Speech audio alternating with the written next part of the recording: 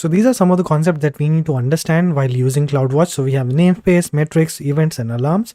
So we have already discussed mostly 3 of them. So the next one that is actually left is namespace. So let's try and understand that. So now let's understand another concept, that is namespace. So when it comes to namespace, you must be aware that a namespace is a placeholder to uniquely identify a group of objects. In CloudWatch as well, it is just a container for the metrics based on which we can create bifurcations between other groups of matrices. So when you create a custom matrix, you create a namespace for the matrix data. So there are namespaces that are used by a lot of AWS services as well. For example, EC2 uses AWS/EC2 or AWS/EC2 Spot. So let's suppose you want to create one for your application. You can create one like giving the name of the service that you have, and there is a naming convention that you should follow. So you can check that out in the documentation. But you have to remember that to avoid conflicts with the AWS service namespace, you should not specify a namespace that begins with AWS/service name. And these are all the services which have the namespaces scoped in AWS. So these are already listed in the documentation. You can check the namespaces which are already there. So before creating any metrics, if you want to use the existing namespace, then you can use them. Or if you want, you can create one for yourself. So these are all the ones that we have. We have already covered most of the services, but there are a lot of services in AWS. Man, this is crazy. But don't be worried about this. Let's move on. So now let's check the example of how we manage autoscaling for EC2 with CloudWatch. So the requirement for this design is that if the CPU utilization for an instance goes above 90%, we need to add another instance using autoscaling groups and the policy. If it reduces below 40%, then we need to scale down the instances. Simple, isn't it? So this is a simple requirement. When the CPU utilization goes above 90%, we need to scale it up. And if it goes below 40%, then we need to scale it down. So let's start. So we have the user and who is using the services that we have. As a part of our AWS Cloud Infra, we have our load balancer, which is connected to the instances with our autoscaling group in place. In order to achieve the metric autoscaling, we need to use the EC2 CPU utilization metrics and create the CloudWatch alarm with the threshold of 90%. And for that, we have our instances with CloudWatch agents already installed to capture the information and send the real-time data stream for analysis to the metrics. Once the metrics value reaches 90%, we send the alarm to trigger the autoscaling group, which in turn scales the instances for us and downscales it when it's not needed. So that's how we can design our applications to ensure that we don't encounter any failures for our users. So as you can see, I'll repeat this once again. So we have our users who are using the application or the service that we have. As a part of our AWS cloud infrastructure, we have our load balancer, which is connected to the instances with a autoscaling group in place. In order to achieve the metrics autoscaling, we need to use the EC2 CPU utilization metrics and create the CloudWatch alarm with the threshold of 90%. And for that, we have our instances with CloudWatch agents already installed to capture the information and send the real-time data stream for analysis to the metric. So once the metric value reaches 90%, we send the alarm to trigger the autoscaling group, and which in turn scales the instances for us. So as you can see, the red dots that are visible to you, they are actually the data points that we have. They are being sent to CloudWatch, based on which we are triggering the alarm. So that's how we can design our applications to ensure we don't encounter any failures for our users. I want to repeat this once again. So this is very simple, but it is very effective while you're trying to make use of this. Most of the times we don't make use of these CloudWatch alarms and CloudWatch logs and events and matrices very effectively, and thus we are not able to get the real fruit out of it. That's what I wanted to help you understand here. And there might be a few concepts that might not be clear to you, and there are a lot of things that we can discuss about CloudWatch, but it is not that appropriate right now at this point of time. But if you still have any more doubts or any problems that you are facing right now with CloudWatch, then you can just put them in the comment section below so we can have another separate discussion on this. So I think this was a really long session on CloudWatch, and we have discussed a lot on the concepts itself, and I have decided to make a separate video on CloudWatch for the demo part, which I'll be uploading it in a short time. So please make sure that you watch that as well. And that was a very interesting session. I really enjoyed it. And if you did as well, then please make sure you subscribe to the channel, comment on what you liked, what you didn't, like the video if you felt it was worth it, and follow me on Instagram so that we can be friends. I would love that. And all the links to support the channel are given here in the description. So please make sure you check them out. It really helps the channel grow. So happy new year once again, and I wish you all the success in life. Stay safe, stay healthy.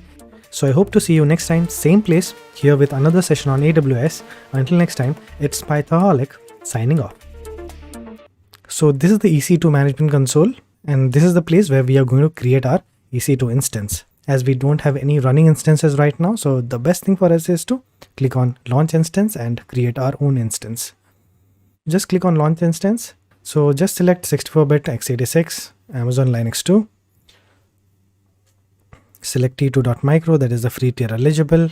Click on configure instance details, and I'll be using the default VPC right now, and I'll use one of the subnets, and by default the auto assign public IP is enabled for the subnet.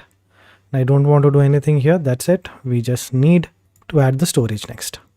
So this is the default storage that we have. Don't change anything, just add tag instance. Just configure the security group. You can just create a new one. We don't have to be bothered about this. Just review and launch, and I'll use the default SH key that I already used, and I'll click on launch instance. And if you're new, then you can just create your own EC2 key. Now click on view instance to view the instance that you have created right now. So currently it is not running, and I have set the filter to running, so it is not showing the instance right now. I'll just close it. So this will be in the pending state. So this is the instance that we have, and let's suppose for this I want to calculate, or I want to create a alarm. Then the first thing that I need to do is I need to see the CPU utilization metrics, isn't it? So that is basically our benchmark. If you click on this, you will get the details about the instance. You have the security, you have the network, you have the storage, you have the status checks, and currently it is initializing, so don't worry about that. Just go to monitoring, and here you will be able to see your matrices. So these are the CloudWatch matrices that you have. And if you see here, you have CPU utilization, you have status check failed, you have status check failed for the instance on a particular account, you have the network in bytes, network out in bytes, network packets in, packets out, and the disk reads, disk read operation, disk write operations, and you have the CPU credit usage or the credit balance as well. So these are all the matrices that you get by default, because I have not installed any CloudWatch agent and I have not created any custom metrics as of now. And if I want to create any alarms from here, I can just click on these three dots, and I can just refresh this, or I can add this to a dashboard that will be added to my CloudWatch dashboard. But the only thing that I'm going to do here is I'm going to view this in the metrics. So if you click on view on metrics, it will take you to the CloudWatch management console. And this is your CloudWatch management console. Don't worry, we'll come back to this once again. For now, I just want to show you like what exactly we are going to do to create this alarm. So if you go back to all metrics, you will see the namespaces here. So we have auto scaling, we have EBS, we have EC2, Firehose, SNS, network ELB, states, and the one that we want is EC2, isn't it? So this is the per instance metrics. But for this new instance, I'm not able to see any data here. But don't worry about that. So if you come back here, if you click on this one, you will be able to see the graph here. And this is where I wanted to tell you, like, you have the timelines on which you can actually view the metrics or the graph. So it can be like in minutes, so past 1 minute or 3 minutes or 5 minutes, or past 1 hour, 2 hour, 3 hours, or for the past 1 day or 2 day, or past 1 week or 2 week or 4 week or 6 weeks, and it goes towards like months. So you can have like as many customizations as you want, and you can change the time zones as well from UTC to local time zone here, but we don't need to do that. And the actions that you see here, you can actually add this metrics to a dashboard, or you can share as well, or you can view the logs. And if you click on this one, this actually refreshes the graph. But if suppose I click on the drop down, I can see the refresh intervals, and I can change the refresh intervals like for 5 minutes or 15 minutes. You'll be able to see the time changes here, the time period changes here. If suppose I wanted to make it 10 seconds also, I can make it, and I can actually enable auto refresh so that I don't have to do this. So see, it is actually trying to complete the 10 seconds and it will refresh it again. So some activity is happening right now. And here you have the actions, and here you have create alarm. So if I just click on create alarm, I'll be able to create this alarm for this instance, for this CPU utilization metrics for that particular instance.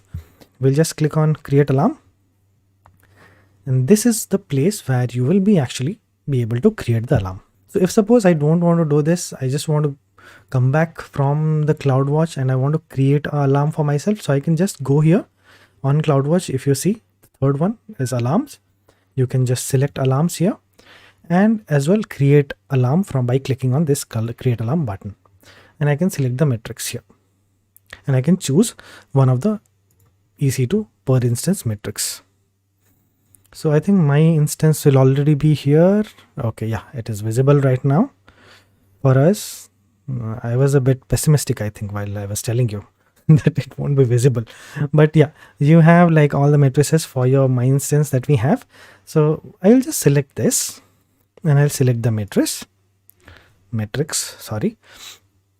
So now I just have the metrics and I know what kind of values that I want to achieve, or I want to put it as a threshold. So what I'm going to do is I'm just going to make it as a period of 30 seconds or 1 minute, because 30 seconds actually it will not allow because this is the default metrics that we have. So if suppose you click on 30, you will be having this error like only a period greater than 60 seconds is supported for metrics in AWS/namespaces. So the default resources that you have for AWS, you have to give a minimum of 60 seconds. So the instance ID is this. So this is the one that we are currently working on. So 0BBE1. So 0BBE1. And the period that I want is like, if suppose it remains on a threshold or above threshold value for 1 minute, then the alarm should get triggered. Okay, so now this is done for us. So I can just choose the threshold type as static because I will just use a value. I'm not going to use the anomaly detection or a band as a threshold value. So I'll just use the static, and whenever CPU utilization is greater than threshold, greater than equal to threshold, lower than or equal to threshold, or lower than threshold. So we have 4 different conditions that you can actually make use of. These actually depend on your requirement for the application. Let's suppose you want to scale down, then you can choose something like lower than threshold, so that you can see that, yeah, I don't want this resource anymore. I can just delete this, or I can just terminate this, or I can downscale this. So if suppose I want to add any resource, or I want to increase one more resource for myself, when it crosses the threshold, I can use a greater than, or I can use a greater than equal to. It depends on my requirement. So here it is at 0.1, isn't it? So 0.08, isn't it? Normally without running the instance or without using this instance also, it will go towards 0.4. So don't worry about this. So we will keep this at 0.6. Okay, so the threshold value for myself, I have kept it as 0.6. So once you keep the threshold value, it will be shown in the red color. Okay, so this is done for us. So just click on next, and here you will get multiple options to create notifications. So our main agenda is to send the email, isn't it? So the alarm state trigger is define the alarm state trigger or state that will trigger this action. So in alarm, we want obviously the alarm to be in the alarm state, and I want to actually send this notification via an email. So for that, I can actually create a new topic, or actually I can use a existing SNS topic. So if I have already an existing SNS topic, I can just enter it here. But as I don't have anything, then I can just create a new one. And you can actually change the name here. This is the default name that actually gets attached. If you want, you can change it. So now I'll provide the email address, boxitupsam@pythaholic.com, and I can just click on create topic. And once you have created the topic, AWS actually will send you a subscription confirmation. So you have to actually confirm that, yeah, you are the one who has actually created this topic, and you can just verify that automatically. So this is the email that I've received, and you have chosen to subscribe to the topic. Please confirm subscription. Yeah, so now this subscription is confirmed. So this SNS topic, actually you can view this in the SNS console as well. So if you just click on view in SNS console, you will be able to see. So once it has been verified, you will get the status is confirmed. So this is the ID of the subscription, and the endpoint is my email address, and the protocol is email.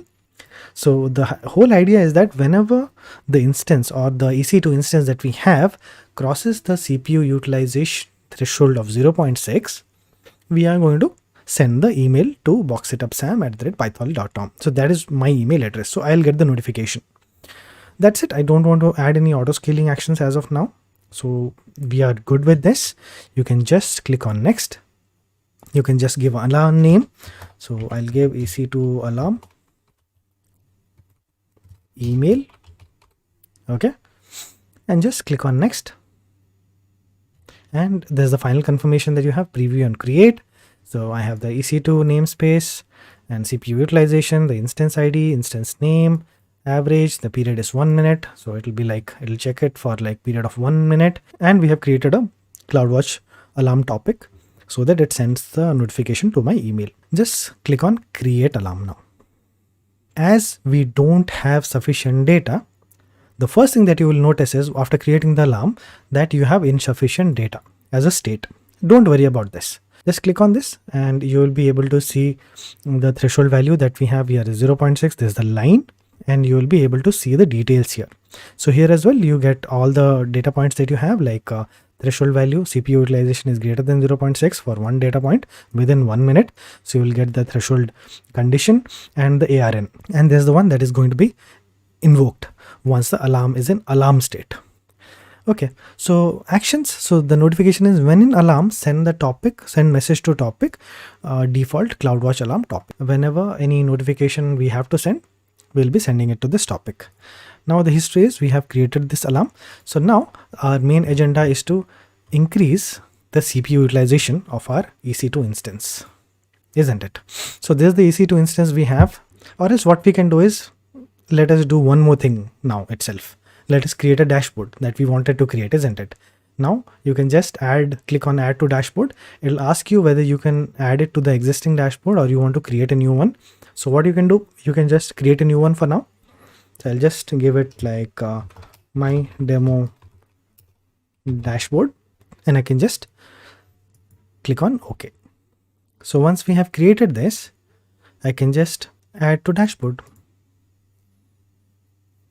Okay. So now this is my dashboard. I can save the dashboard right now. And if you go to dashboards, you will see two dashboards here, but that I had created previously. So don't worry about that. Just click on my DB dashboard or my demo DB. So that's my dashboard. So this is the one that is currently being monitored. So I'll just minimize this. So this is the EC2 instance that I have. I'll just copy the public IP address and I'll try and connect to the instance. I'll just edit this.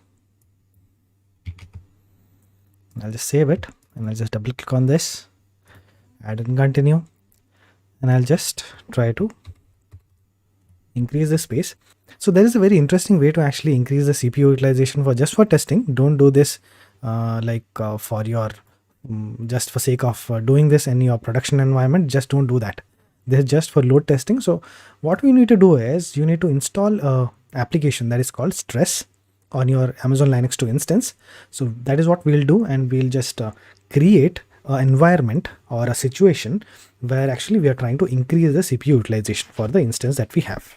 See, without actually doing this also, I have actually kept it way too low. I think that's why it is triggering the alarm right now. So if it goes till 1 minute and it still stays above the threshold value, you should be able to see the alarm. Yeah. So now once that threshold has been met, you will be able to see the alarm. I kept it very low, I think. Yes, I kept it very low. 0.6 was very low. I should have kept it around like 4 or 5 or at least like 10% or 20%. But that also works. Like, yeah, this is just for testing, so it's fine for us. So now I think you have got a pretty much brief idea on how actually these alarms work. So we can just see what the data points that we have and what are the things that they have mentioned in the email that you get as a part of your notification. So this is the subject line that you get: alarm EC2 alarm email in Asia Pacific, Mumbai. So you are receiving this email because your Amazon CloudWatch alarm, this in the Asia Pacific Mumbai region, has entered the alarm state because threshold cross 1 out of last 1 data point, okay, was greater than the threshold 0.6. So it reached 4.03 and that was actually greater than 0.6, and that is on a period of 1 minute. And these are the alarm details that you have. So EC2 alarm email, the state of the change was the change of the state was actually insufficient data to alarm. The threshold cross 1 out of 1 last data points. That's the same thing that is written here. This is the ARN for the email, and there's the monitored metrics. So there's basically the thing that actually has been monitored using this alarm. So AWS EC2 CPU utilization, there's the instance ID, there's the security second that we have, the time period that we had for the breach.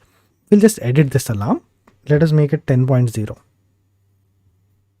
And we'll see whether we are able to get this percentage by doing some stress testing. I'll just update the alarm.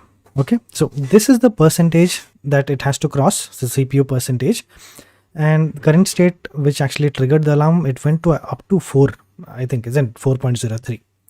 So now I've changed it to 10, and the threshold value has also changed. So CPU utilization now is greater than 10 for one data point within 1 minute. And now what we are going to do is we are going to install and do some stress testing. So now what I'm going to do is I'm going to tell you like how you can actually install your stress testing tool, and that will actually help you. You can do this demo as a part of your testing. So you can just type sudo amazon -linux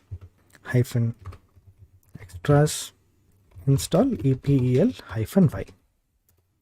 So this is just to update your EPL repository. So once you have done this, then only you can install stress, because it will fail. Otherwise it will say that no repository found. So you have to update this first, then you have to install that. So the next step is sudo yum install stress.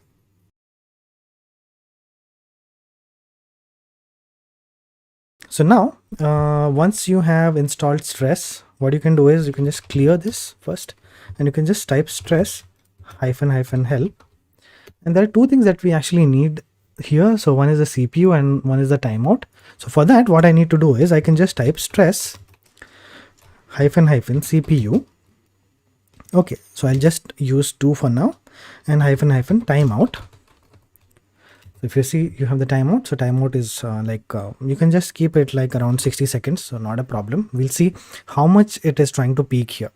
It has actually reduced now, and the CPU utilization is currently at OK state. So we'll see how much it actually peaks. So if it is not sufficient, then I'll increase the time frame or the CPU count. Just click on enter.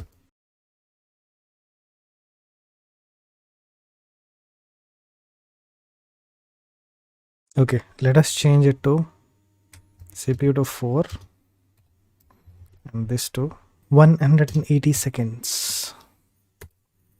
Let's see how it actually breaks.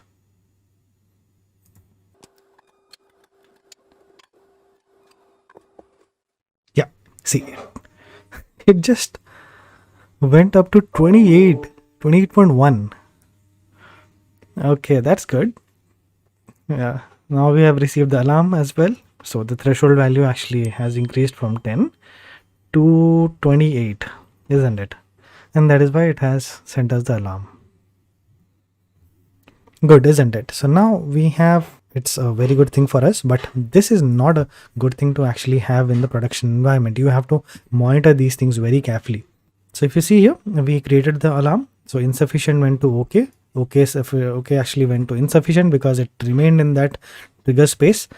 So now what has happened is from insufficient it became to in alarm, or it went to in alarm and it raised the action.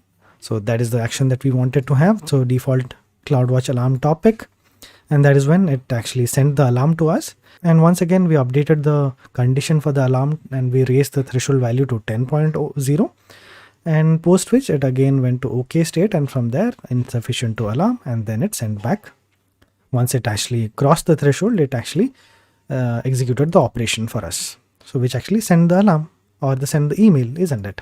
And that's how we are able to send an alarm using CloudWatch, just by having a CloudWatch metrics, that is the CPU utilization. So if you don't want any of this, again right now, just click on this and delete this. I don't want this anymore. So it became insufficient because there is no activity right now. So I'll just delete this. I don't want it. Okay, so we are done with this now.